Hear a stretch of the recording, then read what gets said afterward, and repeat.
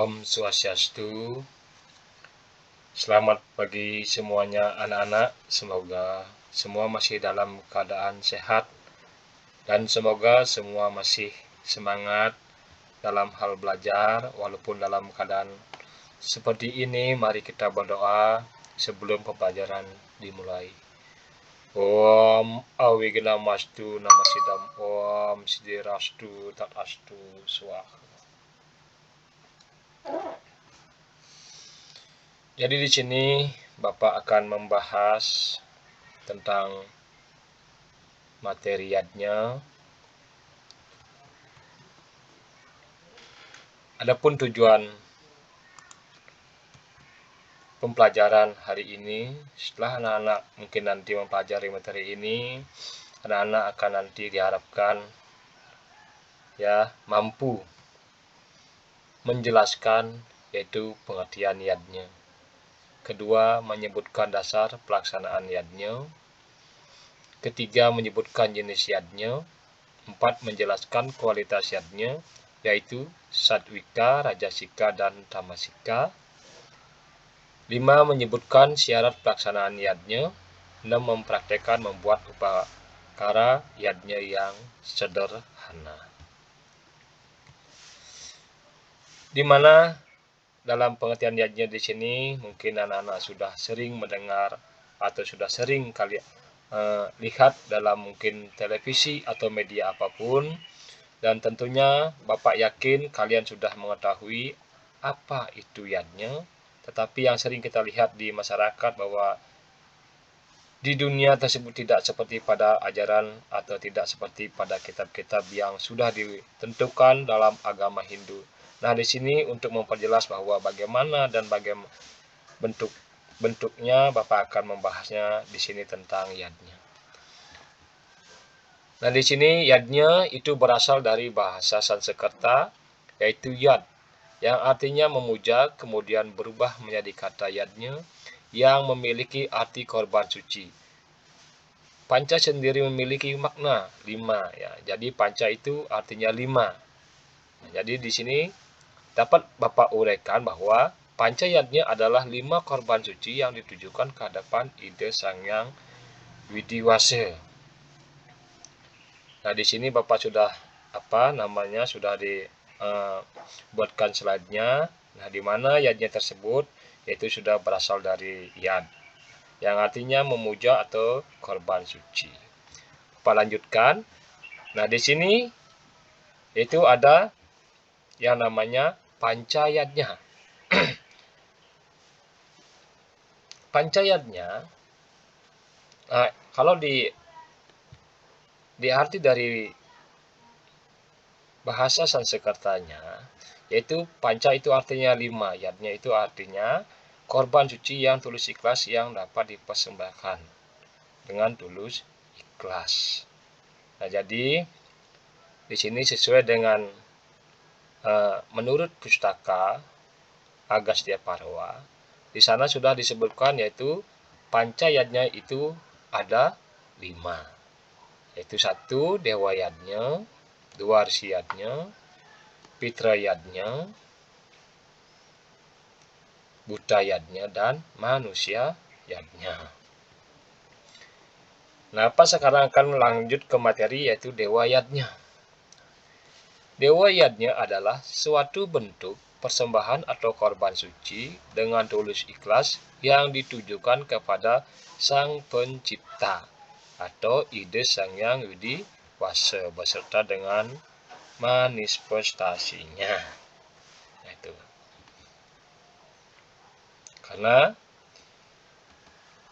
dewa yadnya di sini Bapak kembangkan bahwa itu merupakan korban suci yang tulus ikhlas yang dapat dipersembahkan kepada Tuhan atau kepada para dewa.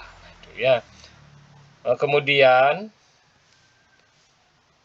adapun contoh-contoh pelaksanaan dewa yadnya dalam kehidupan itu adalah di sini Bapak sudah ada kalau tidak salah 6 contoh, yaitu 1, melaksanakan melaksanakan puja Trisandya setiap hari. 2. Melakukan persembahyangan pada hari purnama dan tilem.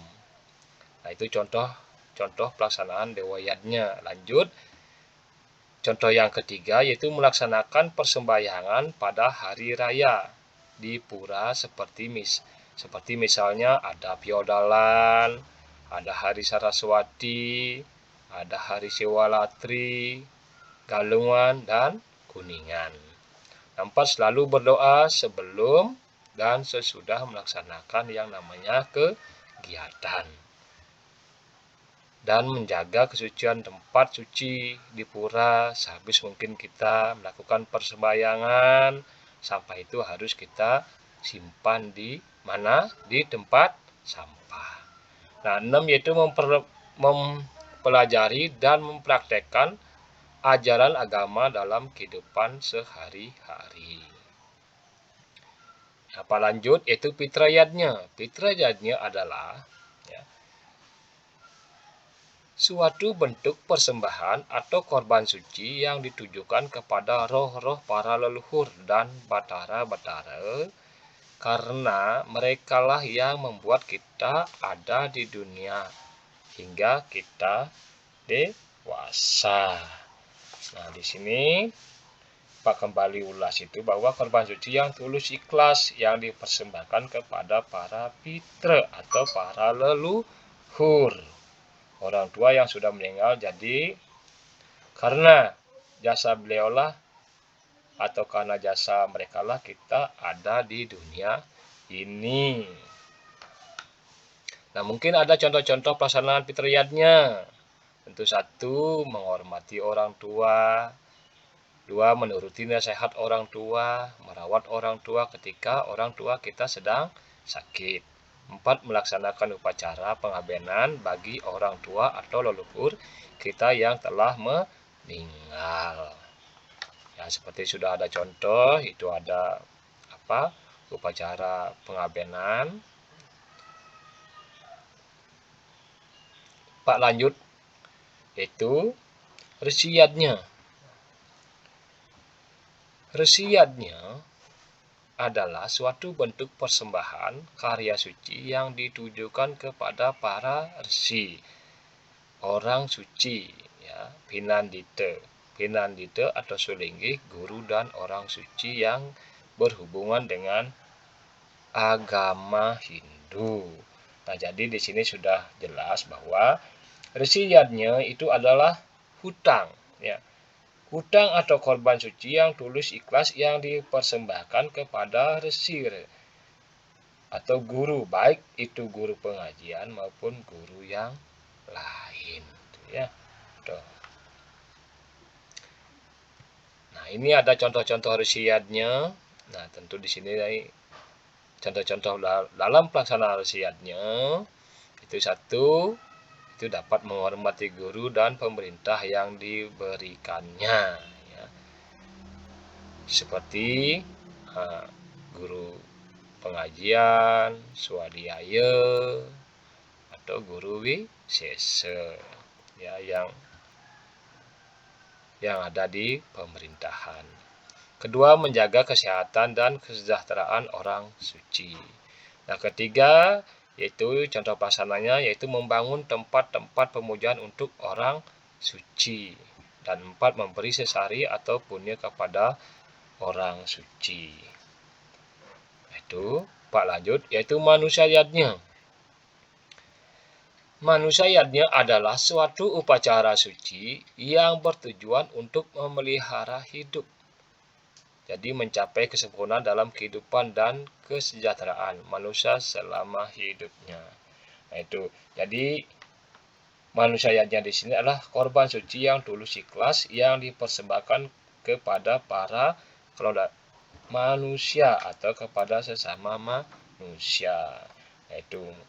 Nah, di sini ada contoh-contoh pelaksanaan manusiayatnya, yaitu 1, upakara atau upacara bayi selama di dalam kandungan atau yang disebut dengan garbawadana atau pagedong-gedongan. Kedua, upakara atau upacara bayi yang baru lahir ke dunia. Itu anak-anak. Jadi lanjut memberikan contoh-contoh pelaksanaannya, yaitu upacara atau upakara bayi kepus puser. Lanjut, upakara atau upacara bayi berumur 42 hari atau disebut istilah Balinya yaitu tutug kambuhan. Nah, ini ya. Jadi upacara bayi berumur 105 hari atau yang disebut dengan nyambutin atau biasa disebut 3 bulan karena selamanya hari itu 3 bulan uku Bali. Lanjut, upakara atau upacara oton-otonan ya, yang biasanya dirayakan setiap 6 bulan sekali di dalam kalender uku Bali. Nah, upakara potong gigi yaitu seperti mepandes, metatah, mesangi itu merupakan upacara potong gigi. Atau itu juga termasuk dalam contoh pelaksanaan manusianya. Nah, jadi lanjut yang terakhir yaitu upacara pawiwahan atau perkawinan. Itu. Yang terakhir yaitu butayatnya. Butayatnya adalah suatu upakara atau upacara suci yang ditujukan kepada buta kala atau makhluk bawah. Nah, di mana di sini bahwa butayatnya di sini adalah merupakan korban suci yang tulus yang dapat dipersembahkan kepada para buta kala. Itu ya. Jadi adapun contoh-contoh pelaksanaan butayatnya di sini, nah tentu di sini Bapak sudah gambarkan yaitu tentang upacara mecaru. Nah, seperti mecaru membersihkan area baik itu pura maupun natah di rumah atau pekarangan di rumah. Kedua, ngaturang banten segehan untuk menetralkan sifat-sifat negatif yang berada di bumi. Itu ketiga, upacara pancawali krama. Nah, mungkin itu yang ada kaitannya dengan pura Agung Besakih itu dilaksanakan 10 tahun sekali. Lanjut yaitu upacara Eka Dasa Ludra. Nah, itu dilaksanakan 100 tahun sekali di Pura Agung Besakih. Itu ya. Nah, di samping itu juga bahwa butayatnya di sini juga dapat dibedakan dari segi bentuk dan pelaksanaannya. Itu yang pertama itu adalah yaitu nitya karma. Ayatnya yang sering dilakukan setiap hari. Nah, kemudian yang kedua yaitu disebut naimitike karma, yaitu yang dilakukan dalam keadaan tertentu saja. Nah, sering juga disebut dengan pada saat erainan atau pada waktu-waktu tertentu. Nah, itulah materi hari ini. Nah, jadi Bapak akan akhiri. Jadi pada pertemuan hari ini Bapak akan mengakhiri kegiatan ini. Mari kita berdoa bersama-sama dengan doa Parama Santi. Om Santi Santi Santi. Om.